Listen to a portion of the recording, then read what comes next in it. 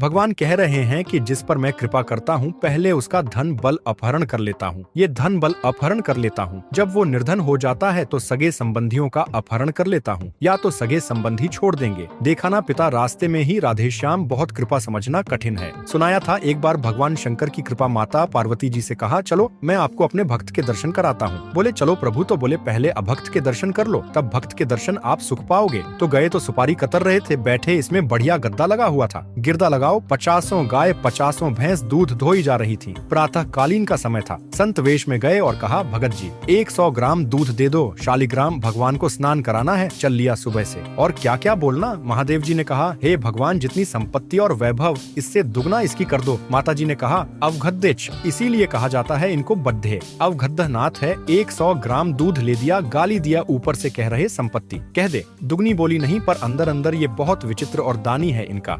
आशुतोष बोले, चलो। भगत के दर्शन बोले, अभक्त तो ऐसा था कि अगर आप साथ ना होते तो इसको भस्म ही कर देती हम, क्योंकि अम्बा तो शक्ति है। आपका अपमान अभक्त ऐसे ही होते हैं, तुम्हें नाराज नहीं होना। भक्त के पास गए, एक झोपड़ी, फूस की एक गाय, और उसी फूस की झोपड़ी में माँ उसकी मैया रहती थी। गए, देखा संत तो साष्टांग दंडवत किया। आओ बैठो बैठाला, 100 ग्राम गाय का दूध होगा, वो बढ़िया पान करने को दिया। प्रभु थोड़ी देर भगवत चर्चा हुई। भगवान शिव ने कहा, अच्छा भाई चलते हैं, हम तो विचरण करते रहते हैं। बोले, संत भगवान कभी पुनः कृपा करके आना। कुटिया के बाहर निकले और कहा, हे करुणा निधान भगवान, इसकी गैया और मैया दोनों हटा दो, मार दो। अंबाजी ने कहा, अब बर्दाश्त नहीं होगा। 100 ग्राम दूध नहीं दिया तो उसको दुगना संपत्ति दे दी, और एक गाय पूरा दूध आपको पिला दिया। मैया बातचीत करने के लिए थी, उसको भी आपने मार दिया। कहा कि ये क्या है, अभी तुम नहीं समझो। जब इतनी संपत्ति में साधु अपमान करके ऐसी गालियाँ देता है, जब डबल संपत्ति होगी तो ऐसा अपराध करेगा, घोर नर्क जाएगा, समझो। और इसका कुछ मन मैया में जाता है, कुछ गया में जाता है। दोनों भगवान के पास गए, अखंड हमारा चिंतन करेगा, हमें लीन हो जाएगा। माता जी ने कहा, ये बात तो सही। तो बोले, जिस पर मैं कृपा करता हूँ इस माया प्रपंच से, उसे अपने स्वरूप में स्थित करता हूँ। वो जरूरत देखो, जरूरत है। ऐसा नहीं कि एक बुखार की दवा सबके साथ चलेगी। बुखार की भी क्वालिटी है, समझना। मलेरिया है तो उसके लिए अलग, डेंगू है तो उसके लिए अलग, साधारण वायरल है तो उसके लिए अलग। हम लोग साधारण बुखार वाले हैं, चिंता मत करो। ऐसे हाई इंजेक्शन नहीं लगेंगे जैसे त्रिपुरदास जी के लगे, या प्रहलाद जी के लगे, या नरसिंह मेहता जी के लगे, या मीरा जी के लगे। अपने लोगों के नहीं लगेंगे। बहुत ऐसे वायरल जैसे वृथु का बुखार है ना, अपने लोग ऐसे बुखार के मरीज हैं। डेंगू वाले नहीं है कि भर्ती हो जाए, प्लेटें कम हो रही हैं। डरना मत। अलग अलग बुखार की जैसे दवा, ऐसे अलग अलग भक्ति की स्थिति की परीक्षा होती है। अब इसकी स्थिति क्या होगी, वो तो जगत पावन करने वाले भगवान ये देखते हैं। बहुत सुंदर बात है ये, अगर समझ में आ जाए। भगवान अंधकार का नाश कर देते हैं, भगवान स्वप्न का नाश कर देते हैं। ये सब स्वप्निक जगत है। अब मोह ममता से युक्त इसलिए डर जाओगे, तो हम कह रहे तुम्हारे साथ ऐसा होगा ही नहीं, क्योंकि तुम उतनी स्थिति के ही नहीं हो। डरना मत। सच्ची मानिए, क्या चक्रवर्ती सम्राट अमरीश जी भगवान के भक्त नहीं है?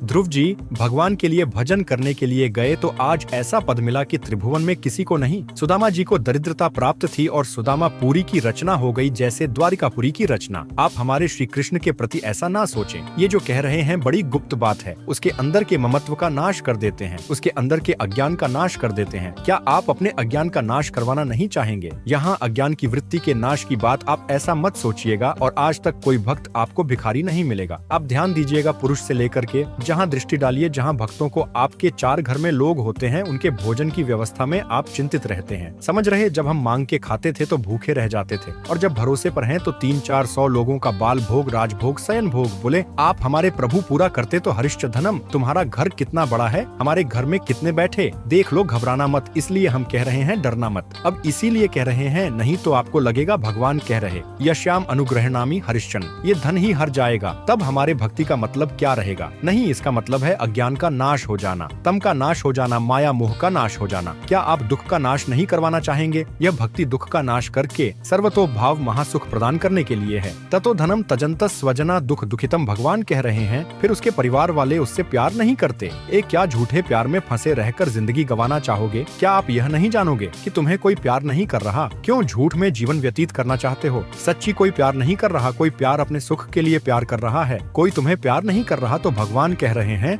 कर रहा है, कोई तुम्हें प्यार नहीं कर रहा, तो भगवान कह रहे हैं मैं परिवार से भी उदासी पैदा की, कोई उसको प्यार नहीं करता। असलियत में आ गई बात कि कोई प्यार नहीं करता। फिर कह रहे हैं कि जब वो व्याकुलित हो जाता है कोई उसे प्यार नहीं करता, ऐसा लगता है सब मुझे छोड़ दिए। तब मैं एक रास्ता देता हूँ अपने भगवत प्रेमी महात्मा का। वो विशुद्ध संत से मिलता है और जब संत से मिलता है तब मैं उसे अपनी कृपा से ऐसा सराबोर कर देता हूँ, अनुग्रह की वर्षा कर देता हूँ और वो मेरे में डूब जाता है। महाभागवत जन्म जन्मांतर के पापों का नाश करके महान सुख की प्राप्ति, यह है रहस्य हमारे प्रभु का, जो भक्तों के जीवन में जगह जगह पर दुख दिखाई देता है। वो हर मोड़ में ईंट खड़ी कर देते हैं। ए इधर चल सीधे। ये इतना फिसड्डी मन है कि अगर वो कृपा ना करे तो माया में फंसा रहे, पर वो ऐसे ईंट रखते चले जाते हैं। निकल मेरी तरफ बढ़कर आ जा। अब त्रिपुरदास जी बाजार गए तो बेच के बाजार यो रुपया एक पायो ताको लो, मोटो थान मात्र रंग लाल गाये भीजो, अनुराग पुनि नयन जलधार भीजो भीजो, दीन ताई धरी राख्यो और आइए को प्रभु जन आए सहज दिखाई दर। भाई मन दियो ले भंडारी पकड़ाइए, काहू दास दासी के ना काम को पे जाऊं लेके, विनती हमारी जुसाई ना सुनाई। त्रिपुरदास जी को दावात दिखाई दी जो पीतल की सी दिखाई दे रही थी। उठाई बाजार ले गए तो उस समय उन्हें 100 पैसे मिले। संगीत एक कपड़े की दुकान में गए।